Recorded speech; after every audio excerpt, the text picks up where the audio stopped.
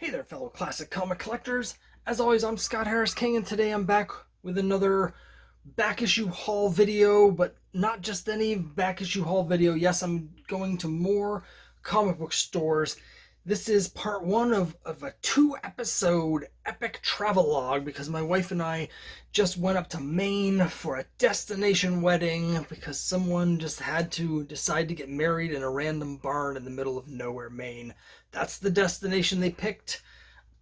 Okay, but that gave us the opportunity to hit four, let's count them, four comic book stores on the trip. And so I'm going to break it down: two comic stores in Portland on the way up, and then on the way back we hit two other comic book stores, and that will be the next video. So this is going to be a relatively short video because even though both of the comic book stores in Portland are really excellent, I did not have didn't do many purchases in either of them, and I wasn't able to record anything at all for the second one. But we do have a little bit of video as we're approaching the first of those comic book stores. So why don't we show that now, and then I'll come back and show you what we got.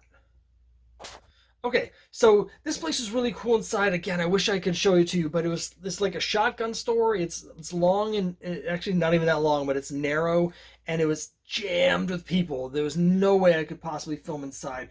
It was kind of an old school place, lots and lots of stuff everywhere, but it wasn't just comics. They had all sorts of board games and figures and books and all sorts of collectibles of all kinds. And then in the back they actually had a number of pinball machines, so it was really cool. And again, it was really crowded. They did have a lot of cool stuff. It's just, as always, not the stuff that I'm collecting, which makes it a little bit tricky for me because I want to support these places, and obviously I want to find cool books. I did go through their dollar bins. I didn't really find anything that was of interest to me, but I was going through the regular bins and I stumbled upon a couple things, including an absolute epic, classic, big time back issue that I got really cheap. First, let me show the other things I bought. I got 2 issues of Xenozoic Tales, issue 11 and 12. Unfortunately, as always, I couldn't get my checklist to work. I have since fixed that. Going forward, we're not going to have any issues with the checklist. But the upshot is that issue 11 here is a double. I thought I needed issues 11 through 13. I actually needed 12 and 13, but not 11. So I did get issue 12. It leaves me just 2 issues left for the full run of Xenozoic Tales. I do have Death Rattle number 8 as well already. So a little disappointed that I got this extra Xenozoic Tales number 11, but on the other hand, such a great cover. Mark Schultz is one of the greats, and I'm sure I can make somebody happy. But the big find for me, so excited to get this. This has been on my radar for many years. It's one of the all-time greatest comic book covers. Not an easy issue to find, not a cheap issue to find, although I didn't pay very much, partially because it's low grade and partially just because I think I got really lucky. Rare to see this under $100. There was one recently on eBay that sold for like 86, and I think that was a case of someone setting their buy now price way too low because I think they could have gotten 200 for that. But here it is, built it up. Not even enough because it should be built up as far as possible. But here it is. It's Rex the Wonder Dog, number 11, with one of the greatest covers of all time as Rex the Wonder Dog fights a T-Rex in front of an atomic explosion. Just one of the great covers. Now, again, my copy, very beat up. You can see it's missing the top corner. That tear actually goes through the first 3 pages, it looks like. There's also a lot of heavy creasing over here. There's some tears along the sides. This is actually folded over, and I unfolded it so it would present better. So very low grade, 1.5 probably, but just one of the greatest covers of all time. I paid $12 for this. I think even in this condition, this is probably at least a $50 book. I just don't see any copies of this that are complete going for less than that. In fact, I think that's cheap. Honestly, I think this is a $75 or $80 book, notwithstanding that eBay sale. but prices. So I mean, I was just super happy to get it. If I had seen this for $50 in this condition, I might have bought it, even though it's outside of my collecting range. This is kind of like in the same ballpark as that Adventures into the Unknown with the robot cover that I found in at the in one of my previous store visit videos to Outer Limits and Waltham. This is in the same category. I'm seriously considering doing a new top 50 comics for my collection because I've gotten so many cool books. I think this would be in my top 50. It would be in the lower part because it's, you know, not really one of my collecting focuses, but like that robot cover, it's so cool, it's got to slip in there. So this goes into the permanent collection, is not coming back out. Second store is on just half a mile away. So this store here, as I mentioned, or maybe I didn't mention, but this store is in the southern end of Portland. When you come into Portland, there's a hill at the southern end of the town. You get off the interstate, you go to this place, and it's in a cool artsy community. It's right next to the art museum, which is a great place. The day we were there, the art museum was free, so it was just a really cool day. Bunch of cool shops and restaurants. But half a mile away is the old town, the old downtown, where there's all these like vintage shops and a lot of like cool little shops and stuff. It's a cool place to walk around. And that's where you can find Casablanca comics. Now, Casablanca comics, I've been to 5 years ago, and I had a great haul when I was there 5 years ago. I got some Dan DeCarlo issues of Millie the Model for $6 each, and a bunch of cool stuff. So I was so excited to go in there.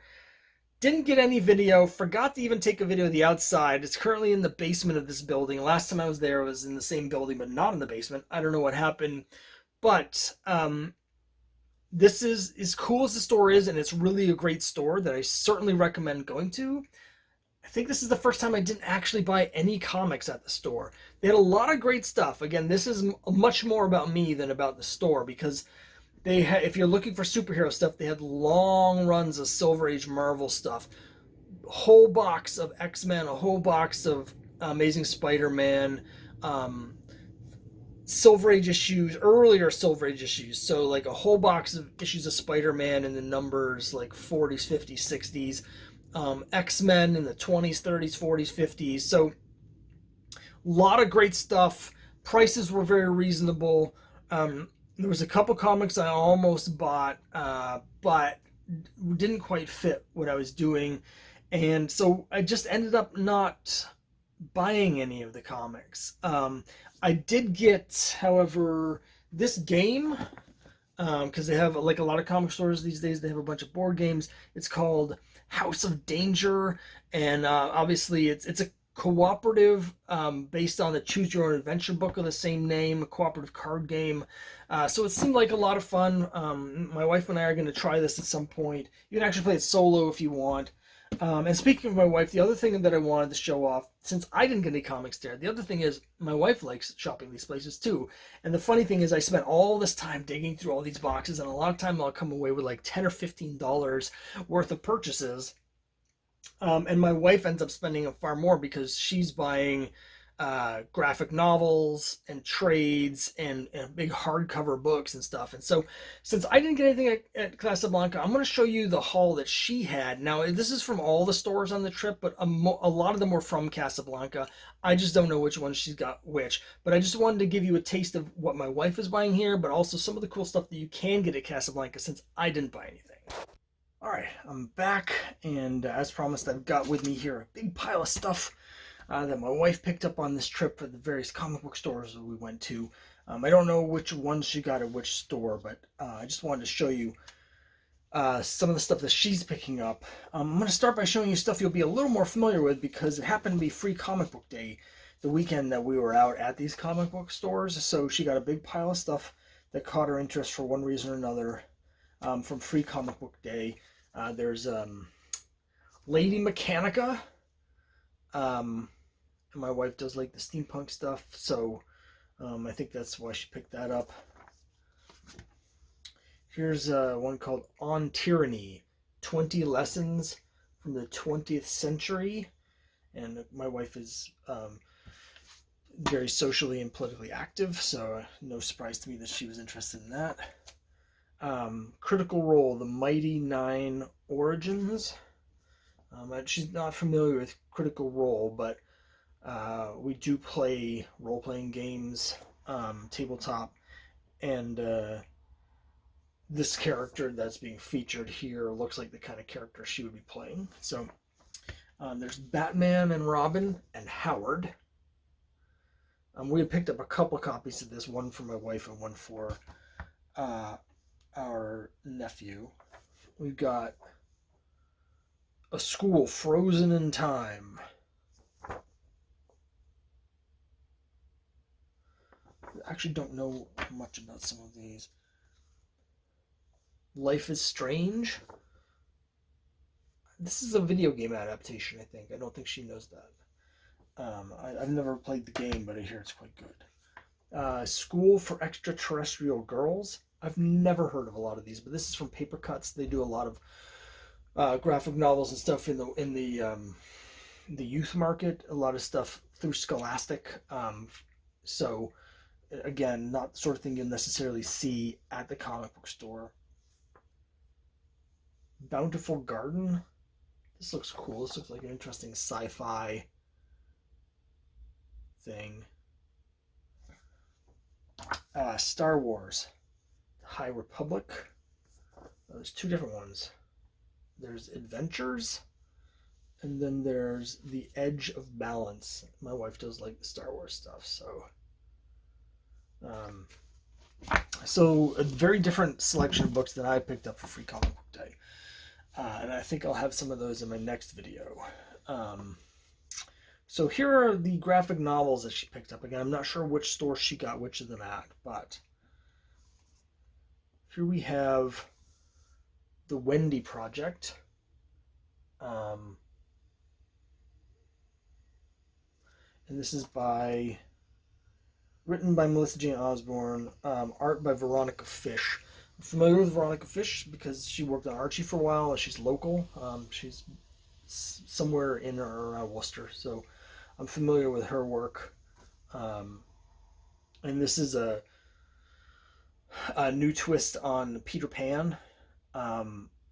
So that's interesting. I know my wife is a big fan of Peter Pan stuff. So here's Our Stories Carried Us Here, a graphic novel anthology about immigrants.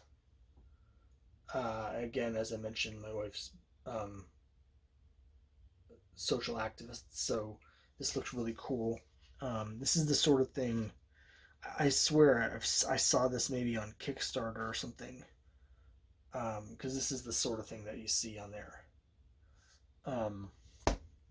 Here is The Sacrifice of Darkness, Roxane Gay, Tracy Lynn Oliver, and this looks like a science fiction thing. Of course, Roxane Gay is very well known.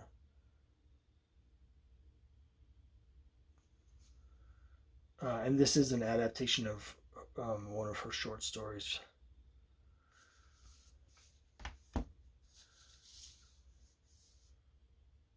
The Shadows. The art style in these is not what, like mainstream superhero books. It's very, very different. Here's a look at the interior.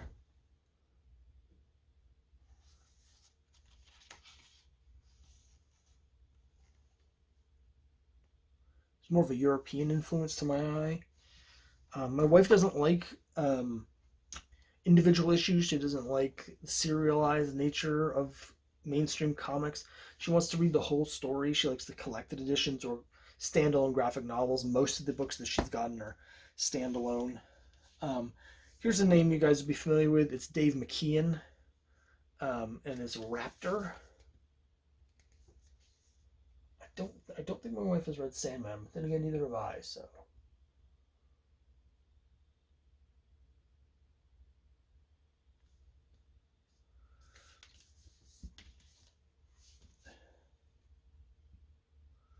This is a big one. This is like the size of a player's handbook. It's called Brendell. It's another fantasy story. Looks Some really nice art inside.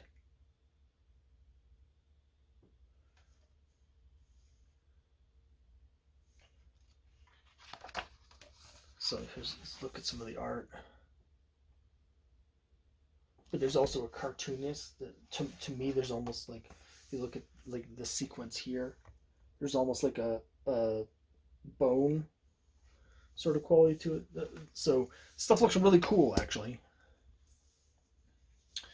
Here's one called A Strange and Beautiful Sound. It's about someone that's taken a vow of silence. Okay,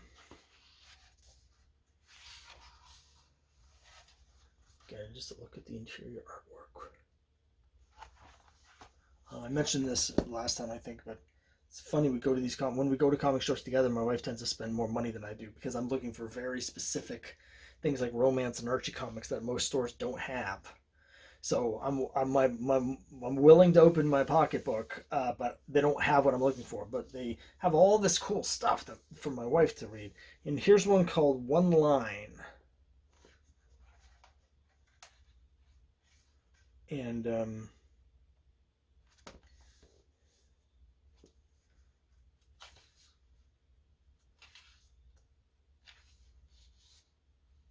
I don't really know anything about it. But it does have the sort of art that I like. This stylized black and white stuff that's very graphic. I do like that. Here's the cover. It's by Ray Fox. So there's a look at the sort of thing my wife collects. A very art book, a lot of fantasy elements, and again a lot of mostly standalone graphic novels, because she wants to have the whole story. You know, quite a bit of science fiction, women stuff, social issues, and all of that in a big melting pot, with a little bit of steampunk on top. So anyway, that's it. Again, two great stores. I totally recommend, if you're in Portland, checking both of them out because there's a bunch of cool stuff at both of them. It's just it's just one of those things. I'm super happy with the Rex, though. The Rex number 11. I think I got the number wrong. I always mix it up. I always want to say 5, but no, I think 11's right. That Rex is fantastic, so I'm super happy with that. Otherwise, though, they just didn't have it this time. But anyway, in my next store visit video, we've got 2 more stores in Maine. You're going to see me buy a lot more stuff from those places, just as it happens to shake out. Actually, one's in Maine, the other's in New Hampshire, technically. So that's for the next store visit. Until then, thanks very much for watching.